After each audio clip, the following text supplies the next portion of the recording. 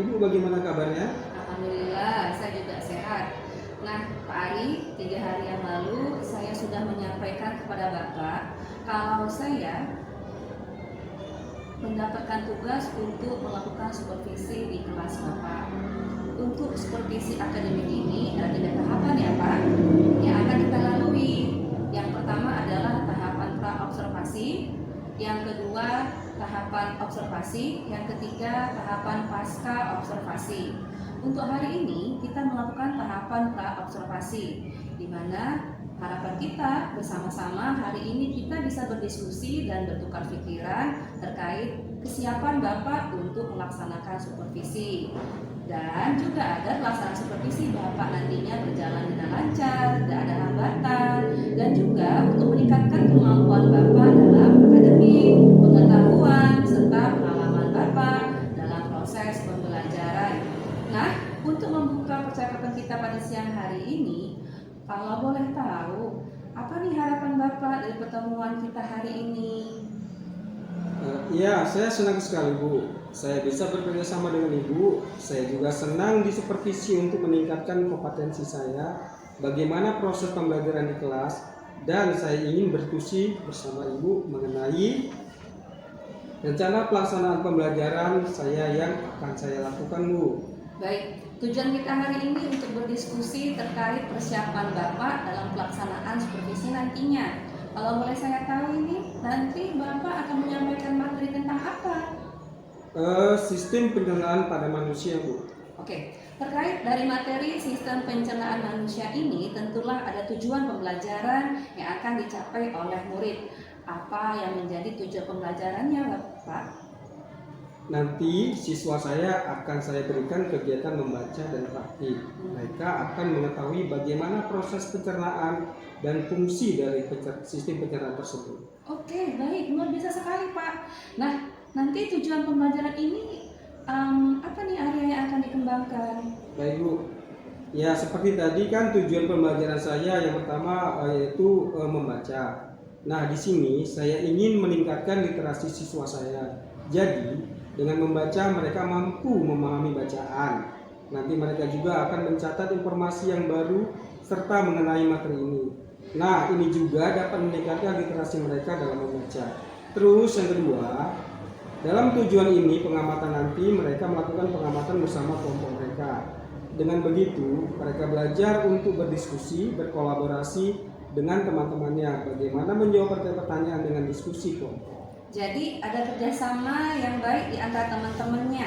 Oke, jadi area yang Bapak kembangkan itu yang pertama adalah meningkatkan literasi siswa, dan yang kedua adalah supaya siswa tersebut bisa berkolaborasi, saling berdiskusi antara satu dengan yang lainnya. Luar biasa sekali itu Pak. Nah, kalau boleh saya tahu apa aja nih Pak yang sudah dipersiapkan untuk supervisi nantinya? Seperti ini Bu, ada rencana pelaksanaan pembelajarannya. Saya membuat modul berdiferensiasi dan juga mencantumkan KSE dan budaya positifnya.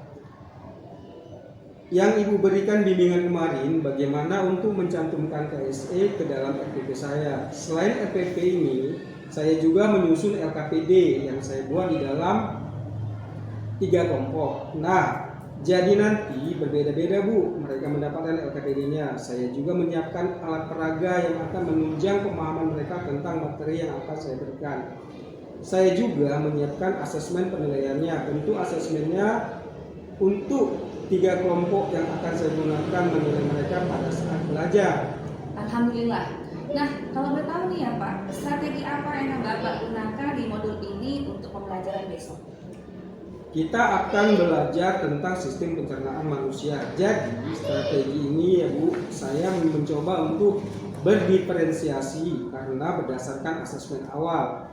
Saya melakukan ternyata siswa saya ini gaya belajarnya ada 3 kelompok. Jadi siswa saya ada yang minatnya auditori, visual, dan kinestetik. Nah untuk ketiga kelompok ini saya memberikan bentuk pembelajarannya itu berbeda-beda Bu ya. Misalnya, kalau secara visual, mereka akan belajar membaca atau literasi dan mengamati lewat gambar-gambar atau kartu-kartu. Setelah itu, kelompok auditori ini saya memberikan video pembelajaran. Jadi, Mereka mengamati proses pencernaan ini, kemudian dapat menggali pemahaman mereka dari video pembelajaran. Sedangkan di kelompok kinestetik, karena mereka aktif yang luar biasa, jadi mereka akan melakukan suatu praktik langsung bagaimana proses pencernaan tersebut. Baik, jadi Bapak sudah menggunakan pembelajaran berdiferensiasi dengan gaya belajar siswa yang berbeda. Luar biasa sekali rasanya, sudah tidak sabar ingin melihat pembelajaran Bapak. Nah, setelah saya mendengar nih persiapan dari Bapak, strategi yang Bapak sampaikan di alat peraga untuk pembelajaran berdiferensiasi ini, jadi kapan nih Bapak akan melaksanakan proses pembelajaran tersebut? Dari rencana pembelajaran yang sudah saya buat ini, mungkin hari Rabu besok saya akan melakukan pembelajaran tersebut, Bu. Oke, jadi pada hari Rabu saya akan datang ke kelas Bapak untuk melakukan supervisi kelas. Saya akan melihat apa-apa saja yang terjadi di dalam kelas Bapak. Kemudian setelah Bapak melakukan kegiatan pembelajaran, kita adakan percakapan kembali Pak, yaitu pasca observasi yang nanti akan didampingi oleh Ibu pengajar praktik. Sebelum kita akhiri, apa yang Bapak sudah dapatkan dari hasil percakapan kita kali ini? Baik Bu, saya mendapatkan gambaran untuk pembelajaran saya besok seperti model strategi pembelajarannya dan juga media pembelajaran yang akan saya tampilkan untuk pembelajaran besok. Baik Pak, terima kasih atas waktunya dan sudah bersedia untuk berbincang-bincang dengan saya di pra-observasi ini. Sampai bertemu di kegiatan observasi di hari Rabu. Assalamualaikum warahmatullahi wabarakatuh. Waalaikumsalam warahmatullahi wabarakatuh. Terima kasih Bu. Sama-sama.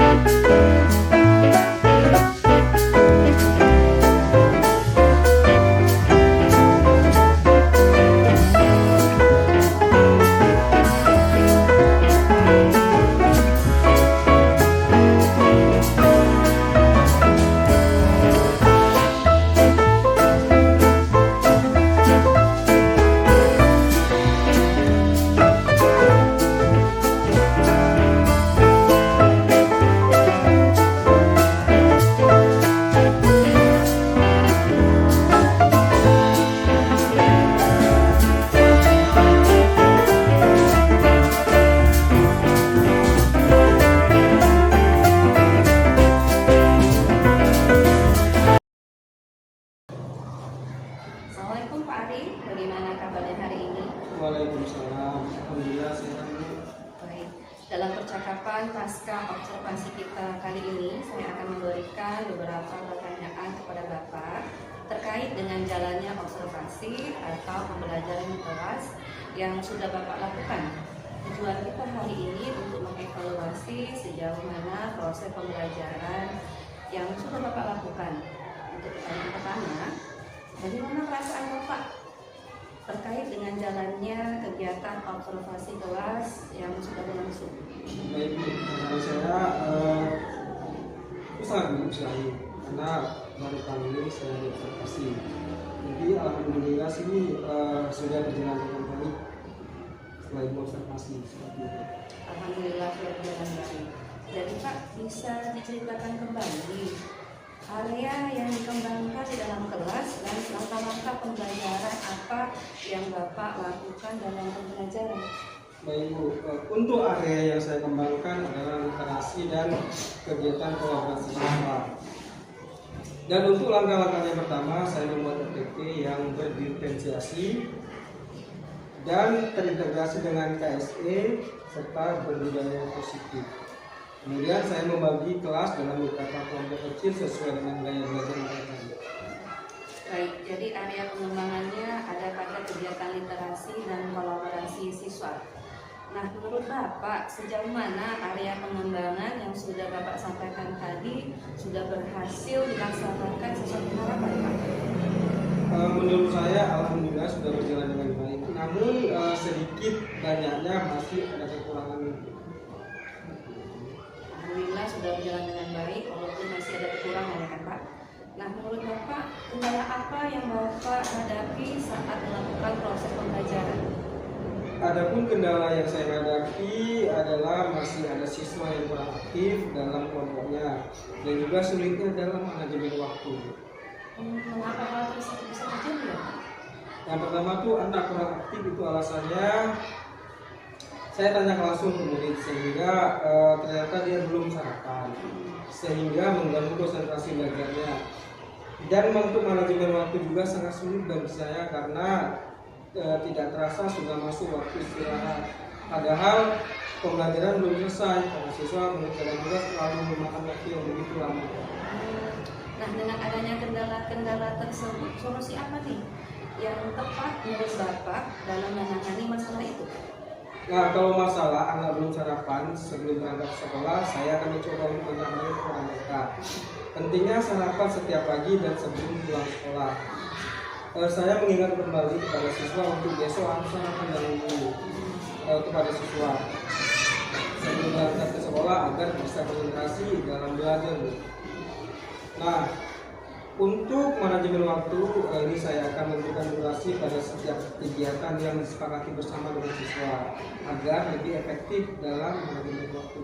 Baik, jadi Bapak akan mengingatkan kembali kepada murid tentang pentingnya sarapan pagi sebelum berangkat ke sekolah dan menyepakati durasi waktu dalam pengerjaan tugas bersama dengan murid ya Pak. Baik, semoga dapat terrealisasi dan dapat melaksanakan pembelajaran yang lebih baik lagi sesuai dengan apa yang Bapak lakukan. Jadi kalau boleh saya tahu ini Pak, kapan Bapak akan melaksanakan tindak lanjut? Insya Allah segera mungkin. Segera mungkin ya Pak ya. Oke, baik. Jadi terima kasih atas jawaban Bapak. Semoga semua rencana tidak lanjut Bapak dapat terrealisasi dengan baik sesuai dengan harapan. Baik, sekarang saya berikan waktu kepada Ibu Rahmi Desma untuk memberikan umpan balik untuk percakapan observasi ini yang sudah kami lakukan. Terima kasih untuk Sarifah dengan Pak Ari yang sudah melakukan pasca observasi pasca percakapan di mana melalui media coaching. Jadi setelah saya mengamati dari pasca tersebut ada beberapa kriteria yang sudah memang baik ya, sangat baik. Dan salah satunya itu menanyakan tentang indikator tercapai pengembangan, terus hal-hal apa yang harus dikembangkan setelah hasil observasi yang dilakukan. Namun ada satu hal yang tidak dipertanyakan, yaitu di mana catatan hasil observasi berbasis data. Dalam arti kata itu persentase keberhasilan pencapaian dari indikator yang ingin dicapai. Jadi kita sebagai seorang guru pastinya setelah melakukan coaching tadi pasca dari pra dan observasi serta pasca observasi, mana kita dapat mampu melihat bagaimana kemampuan kita dalam mengelola kelas, dalam mengembangkan atau melakukan pengembangan ketercapaian indikator yang kita inginkan, dapat presentasinya dari hasil tersebut.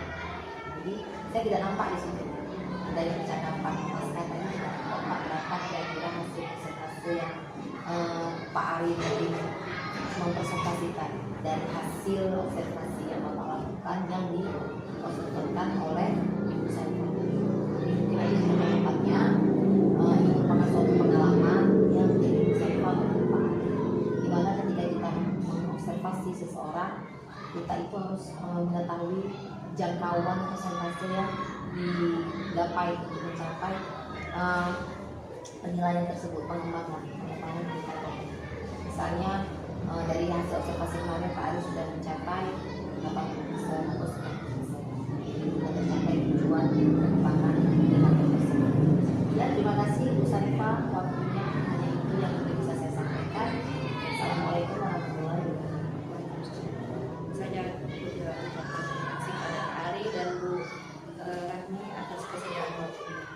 Assalamualaikum warahmatullahi wabarakatuh. Waalaikumsalam warahmatullahi wabarakatuh.